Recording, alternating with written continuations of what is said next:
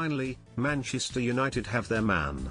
A deal for Raphael Varane has been agreed with Real Madrid and the player himself, with the France international set to become their third signing of the summer transfer window. And it'll be curious to see how Sir Alex Ferguson feels about the defender, having been rejected in 2011. Manchester United wanted to sign Varane as a replacement for Rio Ferdinand a decade ago. Ferguson had done his homework on the player, who was strutting his stuff for Lens at the time, and was delighted with what he saw. The Scot sent David Gill on a mission to get a deal for Varane done yet. In the end, the player ended up moving to Spain with Real Madrid instead. That then riled the Scot who, writing in his autobiography, explained his unhappiness at Real Madrid signing the defender from under their noses. "I hurtled down on the train from Euston to Lille to sign the young French defender Raphael Varane," he said. David Gill was getting into the finer points of the contract with Lens when Zinedine Zidane got wind of this and somehow scooped him up for Real Madrid from under our noses. Ferguson wasn't happy. United then ended up signing Phil Jones from Blackburn Rovers,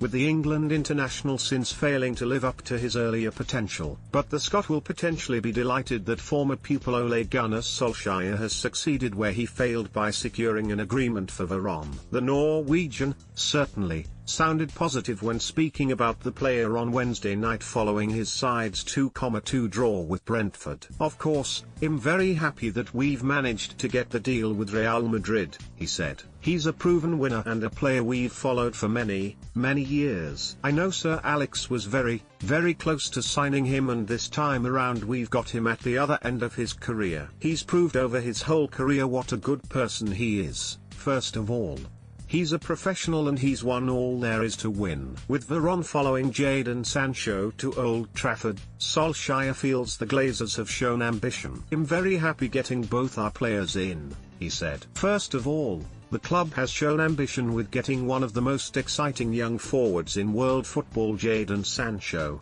and one of the most respected centre-backs and one of the most winning centre-backs in the world. With him in, we've got different ways of playing, of course, and I can see different ways of playing with Raphael. I can't wait to get him in, and hopefully we can get that sorted as soon as." On the medical, the 48-year-old then added, "From what I know, the club is working on the quickest possible solution to get everything sorted. I don't know the timescale on it yet. Of course, there is a visa coming into England, with Brexit and quarantining. Everything has to be done as quick as possible, but by the book." Meanwhile, TalkSport's Terry Gibson has shut down Danny Mills for comments made about Varane. Mills insisted the Frenchman has only played 8-ish tough games a season, in a claim that sparked an angry backlash. And Gibson said, "I've been looking at what Danny said, and you look at that direct and physical approach that he's describing in the Premier League. It doesn't exist anymore. The notion that there are only a few tough games in a La Liga season, certainly now more than ever, doesn't apply anymore. It's a much more competitive league. Villarreal finished 7th last season and took care of Arsenal and Manchester United in the Europa League. Raphael Varane is a supreme centre-back and could possibly be the best ever centre-back to play in the Premier League. He's a sensational footballer. I'm not sure anyone's got the status he has in the Premier League, or ever has had in the Premier League regarding honours won.